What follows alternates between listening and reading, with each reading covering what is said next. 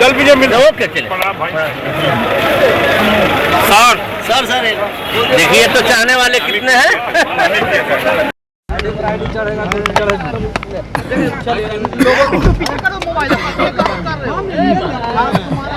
क्या है पूछो।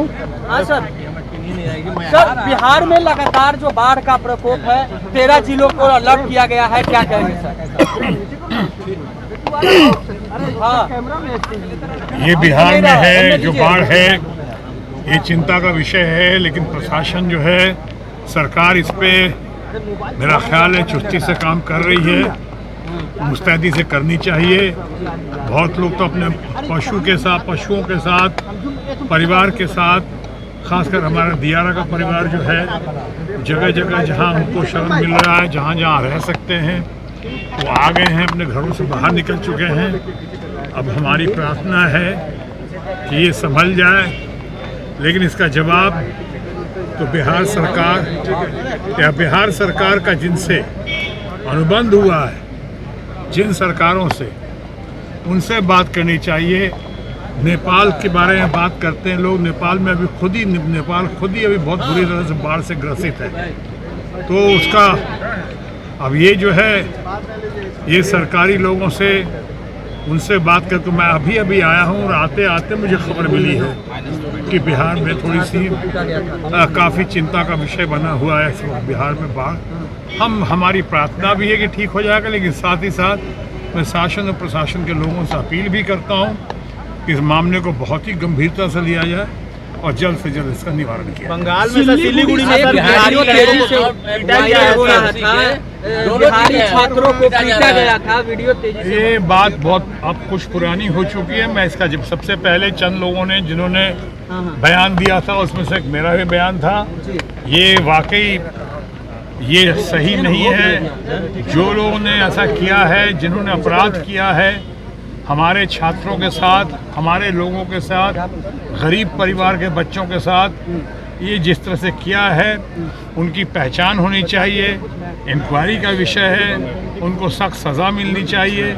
लेकिन साथ ही साथ ये भी कहना चाहूँगा कि इसको मेरे ख्याल से बंगाल बिहार का रूप देना ठीक नहीं होगा, क्योंकि बंगाल में मुझे लगता है कि सबसे ज़्यादा बंगालियों के बाद अगर कोई परिवार वहाँ काम करता है, चाहे पुलिस का मामला हो, पुलिस में हो, या चाहे डॉक्टर्स का मामला हो, जो वहाँ पे लोग हैं बिहार के ही सबसे ज़्यादा लोग हैं। कोयला मजदूर हमारा बंगाल में, मैं आसनसोल का MP हूँ। आसनसोल में देखता हूँ अच्छी तरह सद्भावना है, भाईचारा है, सिटी ऑफ ब्रदरहुड है आसनसोल। सर्वधर्म समभाव में वहाँ लोग यकीन रखते हैं, विश्वास रखते हैं। अब ये घटना घटी, कैसे घटी, क्यों घटी, एक तो हम घटना की निंदा करते हैं, दूसरी तरफ ये भी कहते हैं कि इसकी पहचान होनी चाहिए। लेकिन मुझे लगता है कि इस मामले में कुछ लोगों की गिरफ्तारी हुई है, एक्शन लिया गया है, रिएक्शन हो चुका है। अब इस बात को और आगे बढ़ाने से फिलहाल कोई लाभ नहीं। जम्मू कश्मीर में चुनाव है, दावा भाजपा भी कर रही है, इंडिया अलायंस के लोग भी कर रहे हैं, सरकार मेरी बनेगी। देखिए ना, आपको तो पता है जब चुनाव की घड़ी आती है तो हमारे जितने मित्रगण हैं दूसरे पार्टीज में, और ख़ासकर हमारे भारतीय जनता पार्टी के लोग, जिनके बर्तनों को मैं बहुत अच्छी तरह पहचानता हूँ, खो चुके हैं। अब सिर्फ जुमलेबाजी हो रही है, वादे किए जा रहे हैं, नए नए दावे कर रहे हैं, जिनका कोई अर्थ नहीं है, जिनमें कोई दम नहीं है। तो मैं समझता हूँ कि अब आने वाले घड़ी में विपक्ष का और इंडिया ब्लॉक का बहुत ही सुनहरा भविष्य है। मुझे लगता है, आम लोगों को भी लग रहा है कि हरियाणा में, कश्मीर में, महाराष्ट्र में या हमारे झारखंड में भी विपक्ष इंडिया ब्लॉक बहुत अच्छा करेगा। उनका परचम जो है इस बार चुनाव के बाद जहाँ जहाँ चुनाव हो रहे हैं और जहाँ जहाँ चुनाव होगा बहुत जोर शोर से लहराएगा। अच्छा, एक सवाल और है, बिहार में एक मुद्दा गर्म है स्मार्ट मीटर का। ओपोजिशन के लोग का आरोप है कि स्मार्ट मीटर के द्वारा गड़बड़ी की जा रही है, घोटाले का बुआ रही है उनको, उससे विरोध और 1 तारीख को आरजेडी प्रोटेस्ट करेगी। इस बारे में मुझे कोई विशेष जानकारी नहीं है। मैं तो अभी आया हूँ।